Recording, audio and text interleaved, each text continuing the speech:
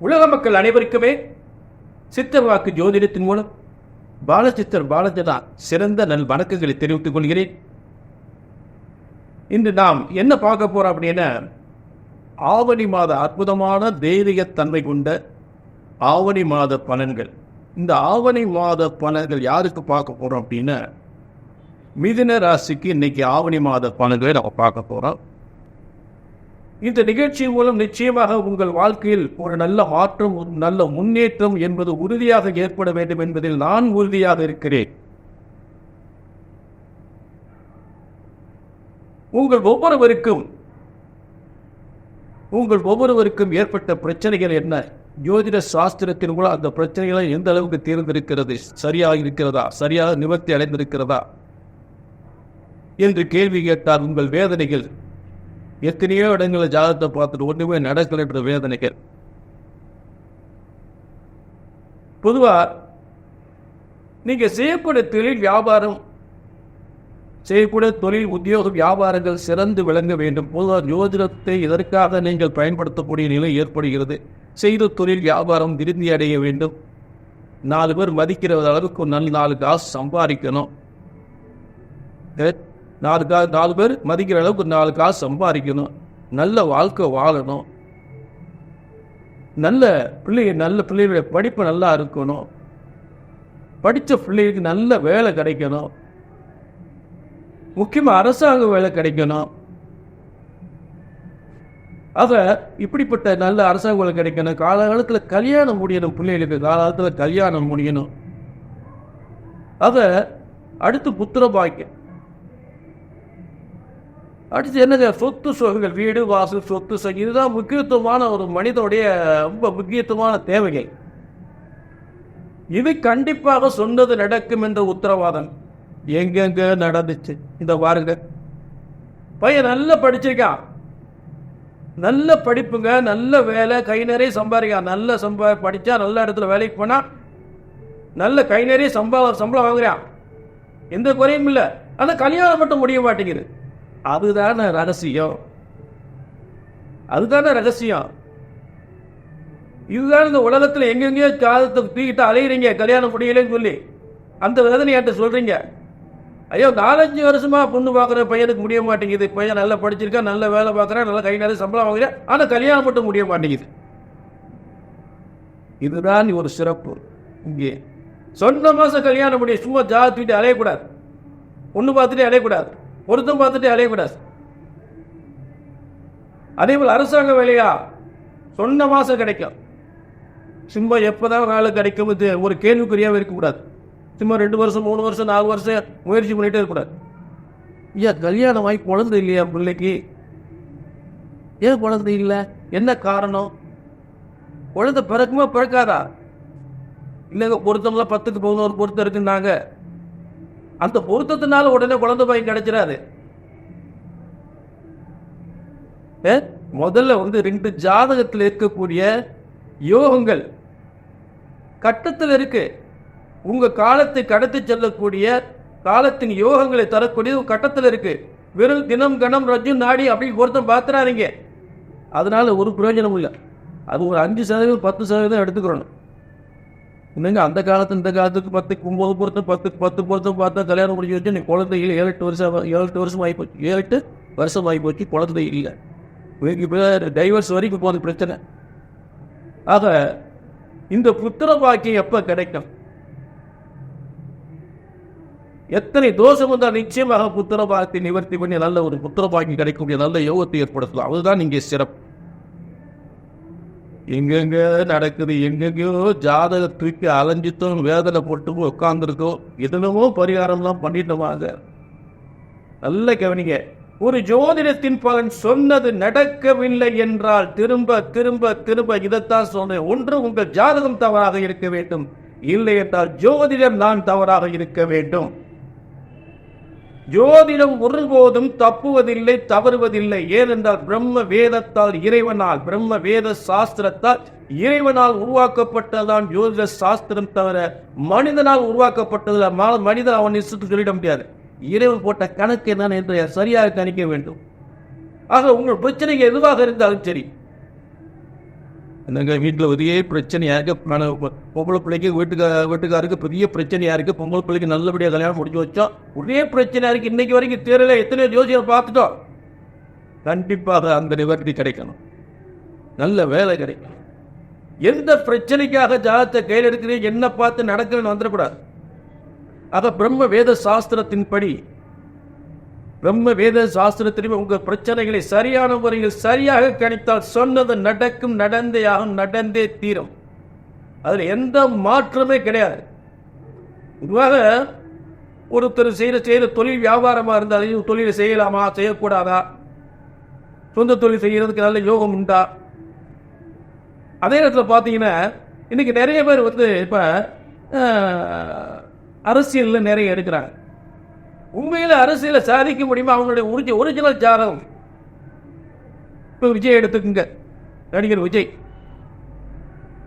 அவர் இப்போ நிறைய பள்ளி குழந்தைகளுக்கெல்லாம் ஒரு நல்ல ஒரு என்கரேஜ் பண்ணுற மாதிரி செஞ்சுக்கிட்டு இருக்கார். அதை செய்வதனால் மட்டுமே அரசியலில் மிகப்பெரிய ஒரு முன்னேற்றத்தை அடைந்து விட முடியாது. அவர் தலையெழுத்து ஜாதகத்தில் சரியாக இருக்க வேண்டும். எனக்கு இந்த வாழ்க்கையே வேணாமியா, சில பேர் நான் பெரிய சாமியா இருப்பாரு, அதுக்கு தலையெழுத்து வேணும். வீட்டில் இப்ப பார்த்து நல்ல சம்பாதிக்கிறேன், ஆனா வீட்டில் நிம்மதி இல்லை, இந்த வாழ்க்கையே வேணாம், எங்கிட்ட சாமியார போய் தொலைலாம். அதை பெரிய பெரிய மடாதிபதிகள் நல்லா சௌரியமாக உட்காந்து சாப்பிட்டுக்கிட்டு இருக்காங்க, அதுக்கும் தலையெழுத்து, அவங்க தலையெழுத்து கட்டத்தில் தலையெழுத்து தாங்க எல்லாமே, பிறப்பு முதல் இறப்பு வரை உங்கள் தலையெழுத்து இந்த பிரம்மனுடைய விதி. அத அரசியலில் உண்மையான ஜாதகம், அதாவது விஜய் வர்றாருன்னா அவருடைய உண்மையான ஜாதகம் அட்டிச்சு சொல்லலாம், ஆணித்தரமா சொல்லலாம். நிச்சயமாக அரசியல் வெற்றி உண்டு. ஒரு மனிதன் தன்னுடைய உழைப்பு திறமைகள் எதன் அடிப்படையில் எந்த காலங்கள் வரை எந்த நோக்கத்திற்கு செயல்படும் பொழுது அந்த உடலை எந்த ஒரு துறைக்காக பயன்படுத்தும் போது அது வெற்றி கிடைக்கும். இல்ல பிறப்பு முதல் இறப்பு வரை ஒரே துறையா என்பதை ஜாதகம் சொல்லும். புரிஞ்சுட்டீங்களா? அத ஒவ்வொரு விஷயம் யாரும் எந்த ஒரு ஜாதகமா இருந்தாலும் சரி, எந்த துறையில் சாதிக்க வேண்டும் என்றால் அந்த சாதனைக்குரிய கிரகங்கள் அந்த ஜாதகத்தில் சரியாக இருக்க வேண்டும் என்பதான் எனது ஆணித்தரமான உண்மை. அடிச்சு சொல்லலாம். புரிஞ்சுட்டீங்களா? சரி, சித்தர் வாக்கு ஜோதிடத்துக்கு நிச்சயமாக இங்கே சொன்னது நடக்கும், நடந்தே ஆகும், நடந்தே தீரும் என்ற உறுதி உத்தரவாதம். அது 17/8/2024 முதல் 16/9/2024 வரை இருக்கக்கூடிய 31 நாட்களுடைய முத்தான சிறப்பு பலன்களை இன்னைக்கு மிதுன ராசிக்கு இன்னைக்கு பார்க்க போறோம். இப்ப இந்த ஆவணி மாதத்துல விசேஷ விரத விழா நாட்கள், தெய்வீக விசேஷ விரத விழா நாட்கள் அப்படின்னு ஒரு சிறப்பான நாட்கள், அதை பற்றி பார்ப்போம். முதல்ல ஆவணி மாதம் தொடங்குகின்ற முதல் நாளே, அதாவது இந்த 17/8/2024 அன்று சனி பிரதோஷத்தோடு மற்ற பிரதோஷ நாட்களை விட சனி பிரதோஷம் விசேஷம், ரொம்ப மிகவும் சிறந்த விசேஷமான நாள். அது ஆவணி முதல் நாளே இந்த சனி பிரதோஷத்தோடு ஆரம்பிக்கின்றது. ஆக குடும்பத்தில் ஏற்பட்ட பிணி பீடைகள், செய்வினை கோளாறுகள், குடும்ப பிரச்சனைகள் எல்லாம் விலகக்கூடிய ஒரு அருமையான சனி பிரதோஷம் நாள். அடுத்து ஆவணி 3ஆம் தேதி, அதாவது 19/8/2024 அன்று பௌர்ணமி. அந்த பௌர்ணமியுமே எல்லாருமே தெரிஞ்சு வச்சிருப்பாங்க, அது ஒன்றும் பெரிய சந்தேகமே இல்லை. அதில் பௌர்ணமி விழாவில் முக்கியமாக நீங்கள் என்ன செய்யணும் அப்படின்னா, ஆலயம் போய் கிரிவலம் வர்றது ஒரு பக்கம் இருக்கட்டும். குடும்பத்தில் அந்த எண்ணத்தில் குடும்பம் சிறந்து விளங்குவதற்காக குலதெய்வ வழிபாடு, குடும்பத்திற்கு குலதெய்வ வழிபாடு செய்ய வேண்டும். அந்த அன்றைய தினம் பௌர்ணமி அன்று உங்கள் வீட்டில் குலதெய்வத்துக்காக பொங்கல் இட வேண்டும். பௌர்ணமி அன்று பொங்கலிட்டு வழிபடக்கூடிய ஒரு சிறப்பு முறையை கொண்டு வாங்க. அது ரொம்ப குடும்பத்திற்கு ரொம்ப சிறப்பானது. சரி, அடுத்து ஆவணி 6. இந்த ஆவணி 6 மகா சங்கட சதுர்த்தி வாஸ்து நாள். ரெண்டுமே வருது. மகா சங்கட சதுர்த்தி வாஸ்து நாள். அதே இப்போ வீடு கட்டக்கூடியவர்கள் பூமி பூஜை செய்வதற்கான ஒரு அருமையான நாள். இது ஆவணி 6. இதற்குரிய தேதி 22/8/2024. 22/8/2024. அடுத்து ஆவணி 10 ரொம்ப அற்புதமான கண்ணன் பிறந்த நாள். கிருஷ்ண ஜெயந்தி, கிருஷ்ணாஷ்டமி, கோகுலாஷ்டமி. கோகுலாஷ்டமி உலகமே கொண்டாடப்படுகின்ற அருமையான நாள். உலக அநீதிகளை அழித்த அருமையான நாள். தீய சக்திகளை அழியக்கூடிய தீய சக்திகளை உரியடித்து அழிக்கக்கூடிய அந்த கண்ணன் பிறந்த நாள். கண்ணன் ரோகிணி நட்சத்திரத்தில் அஷ்டமி தேதியில் பிறந்ததால் கோகுலாஷ்டமி என்று உலகமே கொண்டாடப்படுகின்றது. குடும்ப பெண்கள் ஒவ்வொரு பெண்களுக்கும் சிறந்த விழா நாள்.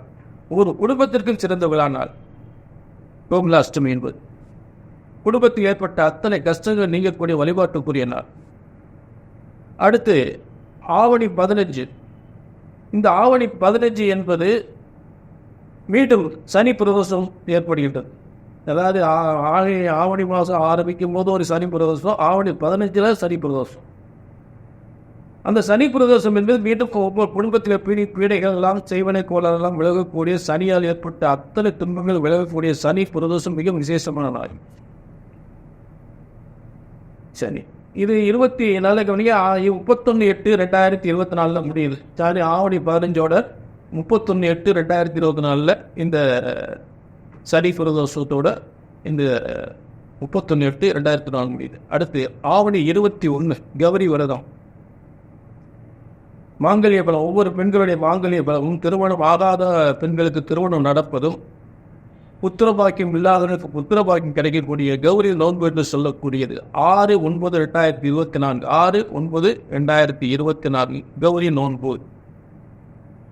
அடுத்து ஆவணி 22. ஆவணி 22 பார்த்தீங்கன்னா உலகமே கொண்டாடப்படுகின்ற விநாயகர் சதுர்த்தி. விநாயகர் பெருமான் அவதாரம் எடுத்த அந்த நாள் விநாயகர் சதுர்த்தியாக கொண்டாடப்படுகின்றது. இது 7/9/2024. 7/9/2024. அதே ஆவணி 22 ஸ்ரீ விநாயகர் பெருமான் அவதாரம் எடுத்த விநாயகர் சதுர்த்தி நாள் உலகமே கொண்டாடப்படுகின்ற அருமையான நாள். அந்த நாளில் என்ன தொழில் வேணாலும் ஆரம்பிக்கலாம், எந்த சுபகாரியங்கள் நடத்தலாம், எல்லாவித சுபகாரியங்களும் நடத்தலாம். விநாயகனை முன்வச்சு எந்த ஒரு காரியம் செய்யும் போது அது தோல்வி அடைந்ததாக சரித்திரம் இல்லை. அப்படிப்பட்ட அற்புதமான நாள். முக்கியமாக புத்திரபாக்கியம் இல்லாததான் விநாயகர் சதுர்த்தி சிறப்பு வழிபாடு செய்து கொள்ளலாம். ஏன்னா ஆவணி மாதம் சூரியன் ஒரு உயிர் சக்தியை தரக்கூடிய ஒரு மாதம். புத்திரபாக்கியம் இல்லாதவங்க புத்திரபாக்கியம் வேண்டி வழிபடக்கூடியவன் விநாயகர் சதுர்த்தி சிறப்பு வழிபாடு செய்து கொள்ளலாம். சூரியன் தான் உயிர் சக்தி, குழந்தை பிறக்கக்கூடிய உயிர் சக்தியை தரக்கூடியவன். ஆக ஆவணி மாதம் முழுவதுமே சூரியன் வலியுறுகின்ற ஒரு மாதம், சிம்மத்தில் ஆட்சி பெறுகின்ற ஒரு மாதம். அடுத்து ஆவணி 29. ஆவணி 23. ஆவணி 23 மகாலட்சுமி விரதம். வீட்டில் ஒவ்வொரு குடும்ப பெண்களும் குடும்ப நலனுக்காக கணவன்மார்கள் செய்யக்கூடிய தொழில் வியாபாரம் விரும்பி அடைந்து உத்தியோகத்தில் உயர்வு வர வேண்டும் என்பதற்காக ஒவ்வொரு குடும்ப பெண்களும் வழிபடக்கூடிய ஒரு மகாலட்சுமி விரதம், மகாலட்சுமி வழிபாடு, மகாலட்சுமி விரதம் என்று சொல்லக்கூடிய ஒரு அருமையான நாள். அடுத்து ஆவணி 27 கேதார கௌரி விரதம். பார்வதி தேவி சிவபெருமானை திருமணம் செய்வதற்காக தன் விரதத்தை தொடங்கிய நாள். அதான் கேதார கௌரி விரதம். கேதார கௌரி விரதம் ஆரம்பிக்கக்கூடிய ஒரு அருமையான நாள். இந்த நாளில் ஒவ்வொரு கன்னிப்பெண்களும், திருமணம் ஆகாத பெண்கள் எல்லாம் அந்த விரதத்தை கடைபிடிக்கும் போது திருமணம் ஆகாத பெண்களுக்கெல்லாம் சிறப்பாக திருமணம் நடக்கக்கூடிய ஒரு சிறந்த வழிபாட்டு நாளாக நிச்சயமாக அதை ஏற்படும், உறுதியாக ஏற்படும். இந்த விரத நாளை கன்னிப்பெண்கள் கூட கடைபிடிக்க வேண்டும். அடுத்து ஆவணி 30 ஓணம் பண்டிகையோடு இந்த ஆவணி 30 நமக்கு ஆவணி மாதனுடைய விரத விழாக்கள் முடிகிறது. விசேஷ விரத விழாக்கள், வழிபாட்டுக்குரிய விழாக்கள் இந்த ஆவணி 30 முடியுது, ஓணம் பண்டிகையோடு முடிகிறது. இப்போ இந்த ஆவணி மாதம் மிதுன ராசிக்குரிய கிரக அமைப்புகளை பார்ப்போம். கிரக அமைப்புகள் ஆவணி மாதம் மிதுன ராசிக்குரிய கிரக அமைப்புகள். அது மிதுன ராசிக்கு 2ஆம் இடத்தில் முதலில் புதன் எழுப்பக்கூடிய ஒரு சிறப்பு வியாபாரத்துக்குரியவன். மிதுன ராசிக்கு 2ஆம் இடத்தில் புதன், 3ஆம் இடத்தில் சூரியன் சுக்கிரன், 4ஆம் இடத்தில் கேது, மிதுன ராசிக்கு 9ஆம் இடத்தில் சனி, மிதுன ராசிக்கு 10ஆம் இடத்தில் ராகு, மிதுன ராசிக்கு 12ஆம் இடத்தில் குரு செவ்வாய். இதுதான் ஆரம்ப கிரக அமைப்புகள் மிதுன ராசிக்கு ஆவணி மாத கிரக அமைப்புகள். இப்போ இந்த ஆவணி மாதம் 10ஆம் தேதின்னு கேட்டால் குரு செவ்வாயோடு குருமங்கலத்தில், அதாவது மிதுன ராசிக்கு 12ஆம் இடத்தில் இருக்கக்கூடிய செவ்வாய் 10ஆம் தேதி பார்த்தீங்கன்னா 10ஆம் தேதி வரைக்கும் ஒன்றும் நல்ல கெட்டவன் கெட்டிடும் ராஜயோகம், அதில் மாற்றமே இல்லை. ஆவணி 10 வரைக்கும் குரு செவ்வாயோட சேர்ந்து குருமங்கல யோகத்தில் செய்கிற தொழில் வியாபாரத்தில் நமக்கு வருமானங்கள் சேமிப்புகள் அதிகமாகக்கூடிய காலங்கள் ஆவணி 10 வரைக்கும். ஆனால் இந்த பாவணி 10 என்ன ஆகுது அப்படின்னு பார்த்தீங்கன்னா மிதுன ராசிக்கு இந்த அதாவது 6ஆம் அதிபதி என்று சொல்லக்கூடிய செவ்வாய் மிதுனத்துக்கு வர போறார். அதாவது ரிஷபத்திலிருந்து மிதுனத்துக்கு வரார், மிதுன ராசிக்கு மிதுனத்தில் வரார். அப்போ நன்மைகள் தீமைகளும் கலந்து வரும். தீமைகள் அதிகமாக கவனமாக இருக்கும், தேவையில்லாத பிரச்சனைகள் ஏற்படும். இடம் பூமிகளால் தேவையில்லாத பிரச்சனைகள் ஏற்படும், கணவன் மனைவிக்கு ஏதாவது பிரச்சனைகள் ஏற்படும். வாகனங்களில் கவனமாக போகணும். செவ்வாய் அந்த 6ஆம் அதிபதியாக இருந்து ராசியில் இருக்கிறது அவ்வளவு சிறப்பான விஷயம் இல்லை. சரிங்களா? போக்குவரத்துகளில், அதே செய்கிற தொழில் வியாபாரங்களில் சத்துருக்களால் தொல்லைகள் ஏற்படக்கூடிய நிலை ஏற்படும், கவனமாக இருக்க வேண்டும். அதே நேரம் மிதுன ராசிக்கு 2ஆம் இடத்தில் புதன் இருப்பது, 4ஆம் அதிபதிக்குரிய புதன் 2ஆம் இடத்தில் இருப்பது கல்வியால் தனம் பெறுகின்ற யோகம், வியாபாரத்தால் விருத்தி அடைகின்ற யோகம், உத்தியோகத்தின் மூலம் முன்னேற்றம் பெறக்கூடிய காலம். இது தனஸ்தானத்தில் புதன் இருக்கக்கூடிய வித்யாபதி புதன் இருக்கக்கூடிய கற்ற கல்வியில் நிச்சயமாக உத்தியோகம் கிடைக்கக்கூடிய அருமையான காலம். படிச்சுட்டு வேலையில்லாமல் இருக்கவங்களுக்கு நிச்சயமாக வேலை வாய்ப்பு கிடைக்கக்கூடிய ஒரு அருமையான காலம் புதன் தனஸ்தானத்தில் இருக்கிறது. மேலும் புதன் என்ன 15ஆம் தேதி ஆவணி 15ஆம் தேதி புத ஆதித்யா யோகத்தில் போய் உட்கார்ந்துடுறாரு. சூரியனோட சேர்ந்து புத ஆதித்யா யோகம் என்பது ஏற்கனவே உத்தியோகம் பார்க்கிறவங்களுக்கு இடமாற்றத்தை ஏற்படுத்தி, அதாவது பதவி உயர்வோடு புதிய பதவி கொடுத்து பதவி உயர்வு ஏற்படக்கூடிய காலம் புத ஆதித்ய யோகம். சகோதரர்களால் தந்தையால் நன்மைகள் பெறக்கூடிய காலம். சகோதரர்களால் தந்தையால் வம்சத்தால் விருதி அடையக்கூடிய அருமையான நாள். சரி, அடுத்து பார்த்தீங்கன்னா இது ஆவணி 15 புத ஆதித்ய யோகம். அடுத்து அதே ஆவணி 10 செவ்வாய் மாறிடுறாரு. இப்போ அதே ஆவணி 10 சுக்கிரன் என்னன்னா உங்களுக்கு 4ஆம் இடத்துல உட்கார்ந்து கேதுவோட சேர்ந்துடுறாரு. அப்போ பெண்களால் பிரச்சனைகள், இல்லாட்டி கணவனால் மனைவி மூலம் ஏதாவது பிரச்சனைகள், பெண்ணால் கணவனுக்கு பிரச்சனைகள், இல்லாட்டி பூமி இடம் வாசல் சம்மந்தப்பட்டு பூர்வீக சொத்து சம்மந்தப்பட்டு ஏதாவது பிரச்சனைகள் ஏற்படுறதுக்கு வாய்ப்பு உண்டு. உடல் சுகாதாரத்தையும் பார்த்துக்கணும். கேது சுக்கிரனோடு சேரும் போது ஏதாவது செய்வன கோளாறு ஏற்படுத்துறதுக்கு வாய்ப்பு உண்டு. நல்ல கணவன் மனைவி நல்ல உறவு இருந்தால் திடீர்னு அந்த உறவு ஏதாவது செய்வன கோளாறு மூலம் அதை நல்லா இந்த மனுஷன் சரியாக பேச மாட்டேங்கிறாரு, அவருடைய நடவடிக்கை சரியில்லை அப்படின்னு சொல்லக்கூடிய நிலை ஏற்படும். அது கொஞ்சம் கவனமாக பார்த்துக்கணும்.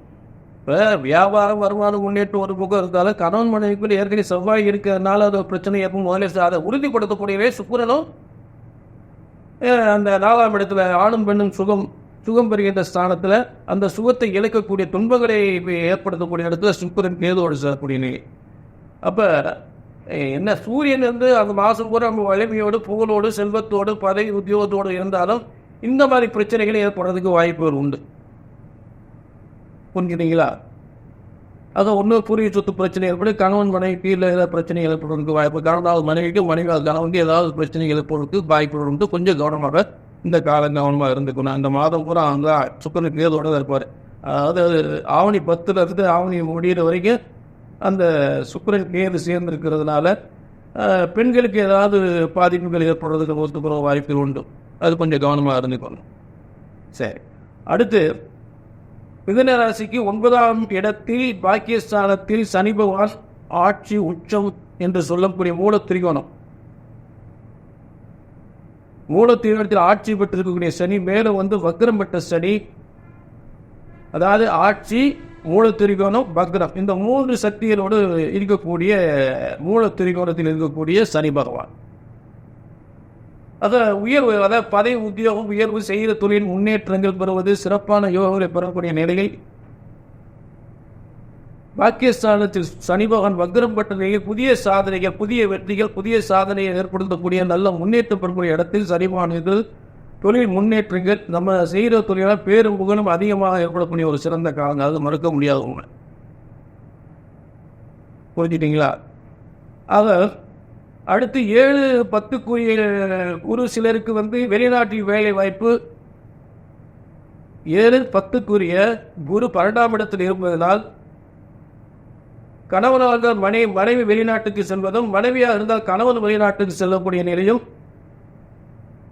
மிதுனராசிக்கார் பெரும்பாலும் வெளிநாட்டில் வேலை பார்க்கக்கூடிய நிலை கண்டிப்பாக உருவாக்கக்கூடிய, வெளிநாட்டின் மூலம் வருமானம் பெறக்கூடிய காலங்கள்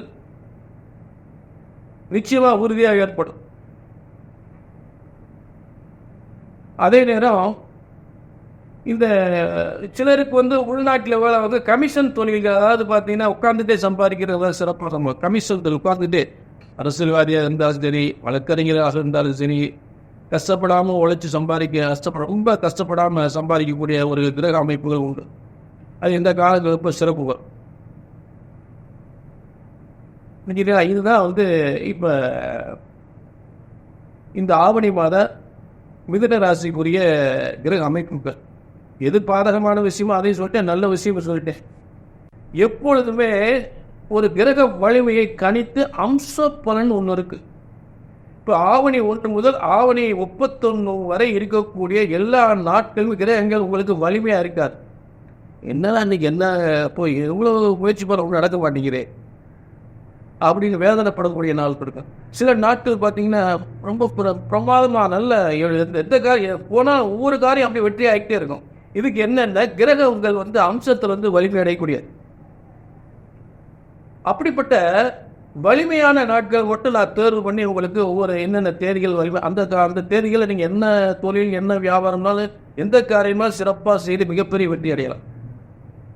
முதல்ல ஆவணி 1 முதல் ஆவணி 3 வரை, ஆவணி 1 முதல் ஆவணி 3 வரை 17/8/2024 முதல் 19/8/2024 வரை, ஆவணி 1 முதல் 3 வரை 3 நாட்கள் பார்த்தீங்கன்னா சூரியனும் குருவும் உச்சம் பெறுகின்ற நாட்கள்.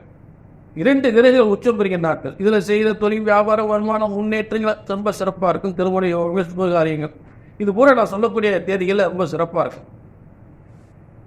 அடுத்து ஆவணி 5 திருமண யோகங்கள் கூடி வரக்கூடிய அருமையான காலங்கள், பெண்கள் உயர்வு வரக்கூடிய காலங்கள் ஆவணி 5. அடுத்து ஆவணி 10 ஏற்கனவே அந்த தமிழ் ஆங்கில தேதி 26/8/2024 அன்று கோகுலாஷ்டமி நடைபெறுகிறது. இன்னைக்கு கோகுலாஷ்டமி ஏற்கனவே இருக்கு. அதில் கிரக வலிமைகள் வேற இருக்கு. ஆவணி 10 ஒரு விழா பொதுவான விழா வரும்போது சில நாட்கள் கிரக வலிமையா இருக்காது, அப்போ கோகுலாஷ்டமியும் அன்னைக்கு இருக்கு. அதே இடத்துக்கு அதற்குரிய கிரகங்களும் வலிமையா இருக்கு. அதாவது அந்த பெருமாளுக்குரிய புதன் கிரகம் அந்த கண்ணனுக்குரிய புதன் கிரகம் சந்திரனோட சேர்ந்து கும்பத்தில் இருக்கும் பொழுது சிம்மத்தில் இருக்கக்கூடிய குருவாய் பார்க்க இது அம்சப்பலன். இப்போ குழப்பம் அடைஞ்சால் அது கணிச்சு சொல்லுது. அது சித்தர் வாக்கும் முறைப்படி 18 சித்தர்கள் சொன்ன முறைப்படி கணித்து சொல்லக்கூடிய பலன்கள், அம்ச பலன்கள் சொல்லக்கூடியது. அப்போ சிம்மத்தில் இருக்கக்கூடிய குரு சப்தம 7ஆம் பார்வை பார்க்கும்போது அந்த நாள் ரொம்ப சிறப்பாக இருக்கும். எல்லா சுபகாரியங்களும் சிறப்பாக இருக்கும். செய்கிற தொழில், வியாபார, வருமானங்கள்லாம் அப்படியே ஒவ்வொரு காரியம் மிகப்பெரிய வெற்றியாக. இது ஒரு நாள். சரிங்களா? அடுத்து இது ஆவணி 10 கோகுலாஷ்டமி அன்று. அடுத்து குரு பார்க்க கோடி நன்மை என்றாங்களே, அது எல்லா நாள்லையும் கிடைக்காது. இப்போ நான் சொல்லக்கூடிய நாட்கள் சப்தம பார்வை குரு பார்க்கக்கூடிய அருமையான, குரு பார்த்தா வருமானம், தொழில், வருமானம், வியாபாரம் சிறப்பாக இருக்கும். அடுத்து ஆவணி 16 இந்த ஆவணி 16க்கு அப்புறம் 16ல் பார்த்தீங்கன்னா முதல்ல ஆவணி 16லேருந்து ஆவணி 21 வரைக்கும் பூமிகாரன் வலிமையாக இருக்கார். ஆவணி 16லேருந்து 21 வரைக்கும் முதல்ல பூமிகாரகன், அதாவது செவ்வாய் பூமிகாரன். அப்போ வீடு இடம் வாசல் சம்பந்தப்பட்ட அதிகாரத்துவம் அந்த உத்தியோகம் பெறக்கூடியதெல்லாம் சிறப்பாக இருக்கும். ஆவணி 16லேருந்து 21 வரைக்கும் அதற்குரிய தேதி 1/9/2024 முதல் 6/9/2024 வரை. அதே ஆவணி 16ல் ஒரு விஷயம் சொல்லும் போது அதற்குரிய கிரகம் அந்த இடத்துல வலிமையாக இருக்குது, அதை கவனிக்கணும். அப்போ அதே ஆவணி 16ல் பார்த்தீங்கன்னா கும்பத்தில் 3ஆம் பாதத்தில் இருக்கக்கூடிய சந்திரனை சிம்மத்தில் இருக்க சப்தமப்பாறை, குரு சப்தமப்பாறை 7ஆம் பாறை. சப்தமப்பாறை வந்து மிகவும் பவர்ஃபுல்லானது. ஸோ அதனால் நிறைய நல்ல பலன்கள் உங்களுக்கு கிடைக்கும். தொழில் வளம் பெருகும், வருமானம் கூடும், குரு பார்க்க செல்வங்கள் பெருகுபடி, குரு பார்க்க கூடியது என்பது உறுதியாக ஏற்படக்கூடியது. சரி, அடுத்து ஆவணி 16 பார்த்து ஆவணி 17. இந்த ஆவணி 17 என்பது 2/9/2024, 2/9/2024 மகம் 2ஆம் பாதத்தில் ரிஷபத்தில் உச்சம் பெற்ற சந்திரனை விருச்சிகத்தில் ஆட்சி பெற்ற செவ்வாய் சந்திரமங்கல யோகத்தை பார்ப்பது. சந்திரனோடு செவ்வாய் சேர்ந்து வலிமை வரும்போது சந்திரமங்கல யோகம். சந்திரன் இருக்கு சப்தம ஸ்தானத்தில் செவ்வாய் ஆட்சி பெற்று சந்திரன் உச்சம் பெற்று இருக்கும்போது அதை விட சந்திரமங்கல யோகம் உயர்ந்த சந்திரமங்கல யோகம். அதை பூமியால் இடம் வீடு வாசல்கள் சேர வியாபாரத்தால் வருமானத்தால் முன்னேற்றம் பெறக்கூடிய வருமானங்கள் அதிகப்படுகிற காலங்கள். முக்கியமாக பூமி இடம் வீடு வாசல் என்று சொல்லக்கூடிய அத்தனை சொத்துக்களையும் பெறக்கூடிய காலங்கள். திருமண யோகங்கள் பெறக்கூடிய காலங்கள். அரசு உத்தியோகத்துக்கு முயற்சி பண்ணி அதிகாரத்துவம் வாய்ந்த உத்தியோகத்தை பெறக்கூடிய காலங்கள் சொல்லலாம். சரி, இது 2/9/2024. சரி, அடுத்து நல்ல கவனிங்க. அடுத்து பார்த்தீங்கன்னா ஆவணி 20. இந்த ஆவணி 20 என்பது 2/9 முடிச்சதுக்கு அப்புறம் 5/9 அதே சந்திரமங்கல யோகம் தான். அதே சந்திரமங்கல யோகம் இப்போ திரும்ப வருது 5/9/2024. சரி, அடுத்து ஆவணி 26. இந்த ஆவணி 26ல் பார்த்தீங்கன்னா கேட்டை 3ஆம் பாகத்தில் இருக்கக்கூடிய சந்திரனை சப்தம பார்வையாக சிம்மத்திலிருந்து குரு பார்ப்பது. முக்கியமாக குரு வலிமையாக இருக்கிற நாட்கள் மட்டும்தான் நான் விலை கொடுத்துக்கிட்டு இருக்கேன். அந்த நாட்கள் கூட ரொம்ப சிறப்பாக இருக்கும். உங்களுக்கு செய்கிற வியாபாரம், தொழில், வருமானம், அரசாங்க உத்தியோக முயற்சிகள், திருமண முயற்சிகள், இடம் வீடு சம்பந்தப்பட்டதெல்லாம் சிறப்பாக இருக்கக்கூடிய நாள். இது ஆவணி 26ல் இது ஒரு சிறந்த நாள். குரு சப்தம பார்வை சந்திரனை பார்க்கக்கூடியது. குரு சந்திரனை பார்க்கும் போதுல அது பேர் குஜகேசரி யோகம் என்று சொல்லக்கூடியது. அடுத்து பார்த்தீங்கன்னா ஆவணி 29 குருச்சந்திர யோகம், கஜகேசரி யோகம் சொல்லுது. ஆவணி 29 உத்திராடம் 3ஆம் பாதத்தில், அதாவது உத்திராடம் 3ஆம் பாதத்தில் சந்திரன் இருந்து சிம்மத்தில் இருக்க குருவை பார்ப்பது சப்தம பார்வை. அடுத்து ஆவணி 29 கிட்டத்தட்ட ஆவணி மாதம் கடைசி வந்துட்டோம். ஆவணி 29ஓட இந்த சிறப்பு நாட்கள் முடிஞ்சிருச்சு. புரிஞ்சுட்டீங்களா? ஆவணி 29ல் உத்திராடம் 3ஆம் பாதத்தில் கும்பத்தில் இருக்கக்கூடிய சந்திரனை சிம்மத்தில் இருக்கக்கூடிய குரு பார்க்கக்கூடிய ஒரு அருமையான நாள். ஆக இப்படிப்பட்ட ஒரு சிறப்பான நாட்கள் நிச்சயமாக இனத்தையோ பொது பலனை சொன்னோம். கணிச்சு என்னென்ன நாட்கள் சிறப்பாக பலன் கொடுங்க என்பதை சித்தர் முறைப்படி, சித்தர் வாக்கு முறைப்படி, ரிஷிகள் சொன்ன முறைப்படி, 18 சித்தர்கள் தெளிவாக சொன்ன முறைப்படி கணித்து உங்களுக்கு பலன் சொல்லப்படுகின்றன. சும்மா பொது கட்டத்தை வச்சுக்கிட்டு பொதுவான விஷயங்கள் இல்லை. பலன் தரக்கூடிய சரியான பலன்கள் தரக்கூடிய விஷயத்தை மட்டும்தான் உங்களுக்கு தெரிய உதவிட்டு இருக்கேன். பொதுவான விசேஷ நாட்களை பார்த்துட்டோம். அடுத்து பொதுவான ராசி பலனை பார்த்துட்டோம்.